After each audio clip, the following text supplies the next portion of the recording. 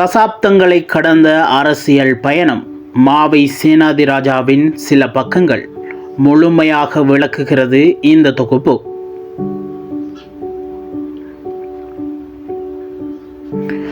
Yazhpanam மாவிடபுரத்தில் 1942 October 27 பிறந்த மாவை சேனாதிராஜா தனது 19வது வயதில் 1961 சத்தியாகிரக போராட்டத்தில் தந்தை செல்வாவுடன் பங்கேற்றார்.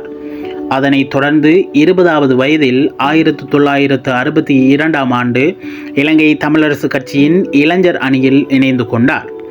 அரசியல் போராட்டங்களில் ஈடுபட்டு வந்த காலப்பகுதியில் 1969 முதல் 1983 வரையான காலப்பகுதியில் இலங்கை அரசால் கைது செய்யப்பட்டு மட்டக்களப்பு வெலிக்கடை மெகசின் சிறைச்சாலைகளில் சுமார் 7 ஆண்டுகள் சிறையில் தனது வாழ்வை கழித்துள்ளார்.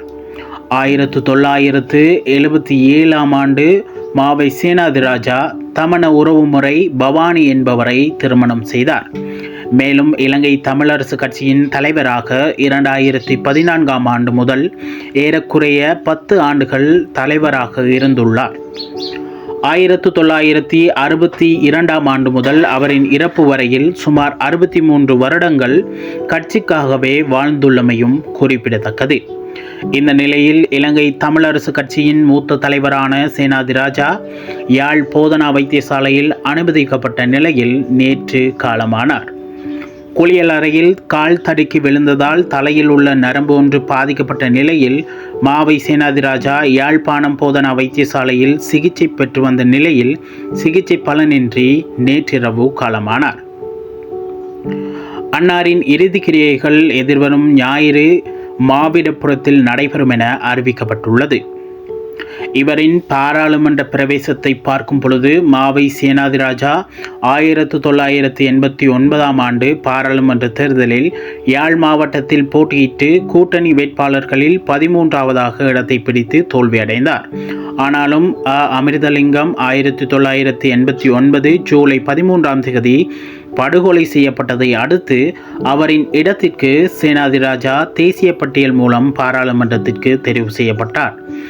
இதனைப்போல் 1999 ஜூலை 29 நீலன் திருச்செல்வம் படுகொலை செய்யப்பட்டதை அடுத்து தேசிய பட்டியல் மூலம் பாராளுமன்றம் சென்றார். 2000 தேர்தலில் தமிழ் விடுதலை கூட்டணி வேட்பாளராக யாழ் மாவட்டத்தில் போட்டியிட்டு வெற்றி பெற்று மீண்டும் பாராளுமன்றம் சென்றார். 2001 அக்டோபர் 20 அகில இலங்கை தமிழ் காங்கிரஸ், ஈழ மக்கள் புரட்சிகர விடுதலை முன்னணி, தமிழீழ விடுதலை இயக்கம் ஆகிய கட்சிகள் இணைந்து தமிழ் தேசிய கூட்டமைப்பு என்ற கூட்டமைப்பை நிறுவினர். இதன் பின்னர் 2001 தேர்தலில் தமிழ் தேசிய கூட்டமைப்பு சார்பாக யாழ் மாவட்டத்தில் போட்டியிட்டு மீண்டும் பாராளுமன்றம் சென்றார். அதனைப்போல் 2004, 2010, 2015 நடைபெற்ற தேர்தல்களில் மீண்டும் போட்டியிட்டு வெற்றி பெற்றார். 2014 செப்டம்பரில் சேனாதிராஜா இலங்கை தமிழரசு கட்சியின் தலைவராக தெரிவு செய்யப்பட்டமையும் குறிப்பிடத்தக்கது.